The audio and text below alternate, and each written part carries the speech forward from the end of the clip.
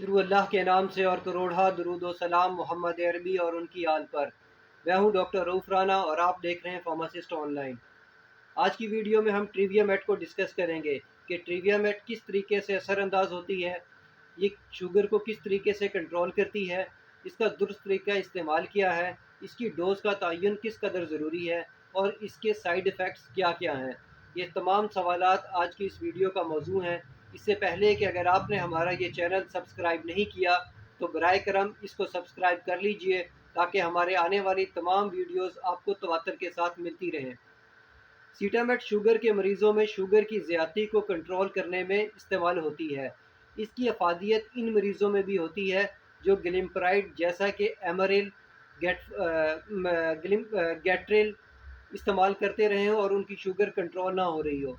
ये उन मरीज़ों में भी इस्तेमाल होती है जो इंसुलिन का तो इस्तेमाल करते हों, लेकिन बावजूद इंसुलिन के इस्तेमाल से उनकी शुगर कम ना हो रही हो। तो इंसुलिन के साथ ये ट्रिवियामेट का इस्तेमाल करवाया जाता है ताकि उनकी शुगर बेहतर तौर पे कंट्रोल की जा सके। ट्रिवियामेट में 2 अज्जा, 2 साल्ट्स पाए जाते हैं। पहला सीटाग्लिप्टिन होता है और दूसरा मेटफॉर्मिन होता है। सीटाग्लिप्टिन लबलबा के बीटा सेल पर असरअंदाज करता है और इंसुलिन की नेचुरल प्रोडक्शन को इन्हांस करता है। जो लबलबा नेचुरल इंसुलिन प्रोड्यूस करता है उसको ये ज़्यादा करता है ताकि लबलबा ज़्यादा से ज़्यादा इंसुलिन प्रोड्यूस कर सके। और दूसरी साइड पे ये अल्फ़ा सेल पर भी असरअंदाज होता है। अल्फ़ा सेल ग्लूकागॉन की जो मिकदार है उसको कम करता है जिससे शुगर कम मिकदार में पैदा होती है। इस तरह सीटाग्लिप्टिन 2 तरह से शुगर को कंट्रोल करता है। पहले तरीके से कि वो इंसुलिन की मिकदार को इन्हांस करता है, उसको बढ़ाता है, जिस्म के अंदर लबलबा जो है वो इंसुलिन की ज़्यादा मिकदार प्रोड्यूस करता है। और दूसरा ग्लूकागॉन की वजह से कम मिकदार में शुगर प्रोड्यूस होती है। इसका दूसरा जो जूस है ट्रिवियामेट का, वो मेटफॉर्मिन है। ये वही साल्ट है जो ग्लूकोफेज में भी पाया जाता है। मेटफॉर्मिन ग्लूकोज को बनने के अमल को कम करता है और आंतों में ग्लूकोज में जो खून जज़ब करती हैं, खून से जो ग्लूकोज जज़ब करती हैं आंतें, उसकी मिकदार को कम से कम करता है। इस तरीके से ये शुगर के जिस्म के अंदर, ब्लड के अंदर जो शुगर का लेवल है उसको कंट्रोल करता है। मेटफॉर्मिन इंसुलिन के काम करने की सलाहियत को भी बढ़ा देता है। इंसुलिन ने, यूँ सादा अल्फाज में समझ लीजिए कि इंसुलिन ने जिस सेल के अंदर जाकर काम करना होता है वो सेल का गेट बंद होता है। मेटफॉर्मिन उस गेट पर चिपक जाता है और उस गेट को खोल देता है। नतीजतन इंसुलिन जो होती है वो सेल के अंदर आ जाती है और इंसुलिन की जो अफादियत है उसमें इजाफा हो जाता है। सीटामेट की डोज़ का तयन बहुत ही सोच समझ कर करना चाहिए।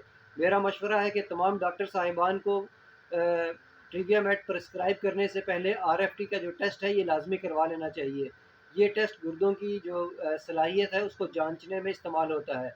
जिन लोगों का GF glomerulus filtration rate, GFR rate जो होता है वो अच्छा होता है, उसमें इसकी मिकदार मुख्तलिफ होती है और जिसमें ये जीएफआर का जो रेट है वो कम होता है उसमें इसकी मिकदार मुख्तलिफ होती है। ऐसे मरीज़ जिनका जीएफआर बहुत बेहतर होता है वो और उसकी वैल्यू 60 से 89 होती है, वो 50,000 की 2 गोलियाँ भी दिन में ले सकते हैं।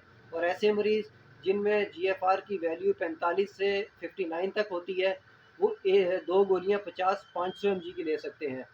और ऐसे मरीज़ जिनमें जीएफआर की रेट 30 से 44 होती है, 30 से 44 तक होती है, वो 50/1000 की दिन में 1 गोली इस्तेमाल कर सकते हैं।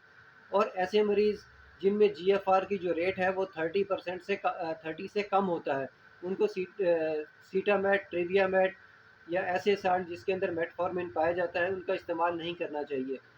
और 65 साल से ज़ायद अफराद के जो मरीज़ हैं उनको भी ट्रिवियामेट का इस्तेमाल नहीं करना चाहिए क्योंकि इनके गुर्दे जो होते हैं इनके काम करने की सलाहियत कम से कम हो जाती है। इसलिए 65 साल से ज़ायद उम्र के अफराद में गुर्दों की खराबी पैदा हो सकती है।